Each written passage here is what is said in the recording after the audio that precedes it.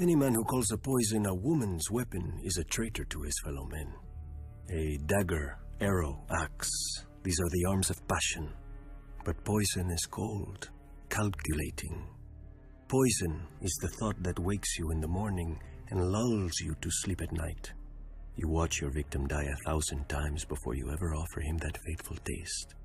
Is a man's hate so inferior to a woman's that we are to be denied such a weapon? When I was a boy of 16, a great lord caught me with his mistress. He should have been honored. Instead, the fat old fool challenged me to a duel, thanks to my age and status, only to first blood. But his mistress and his wife warned me which of my parts he intended to draw first blood from. He was strong and fierce, but slow. I caught him quickly, and the duel ended with honor satisfied. Then his wounds festered, and he died. Ever since, men have called me the Red Viper, a name that never fails to draw a laugh from me, as if a single serpent was all I knew of venom. Essence of nightshade is the gentlest of poisons. A drop dissolved into wine will slow a pounding heart and stop a hand from shaking. 3 drops will grant a night of deep and dreamless sleep. 10 drops, and you will have a sleep that does not end. Basilisk blood. It will give cooked meat a savory smell, but if eaten, it produces violent madness in beasts as well as men. A mouse will attack a lion after a taste of basilisk blood.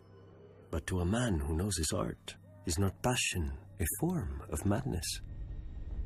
Widow's blood forces a man's bladder and bowels to fail. He drowns in his own poisons, a slow and painful death. It has earned its name many times, I am sure. The tears of Lys, a rare and costly poison. Clear, tasteless, and odorless. Dissolved in wine or water, it eats at a man's bowels. He dies in agony, which will not appear unusual if the victim is old or sickly.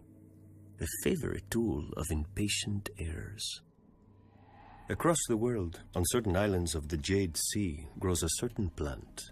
The leaves must be aged and soaked in a wash of limes, sugar water, and certain rare spices from the Summer Isles. Afterward, the potion must be thickened with ash and allowed to crystallize.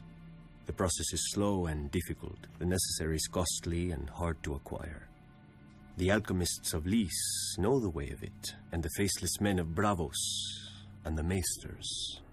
Dissolved in wine, it makes the muscles of a man's throat clench tighter than any fist.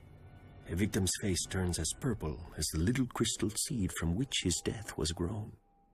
And so we call it the Strangler.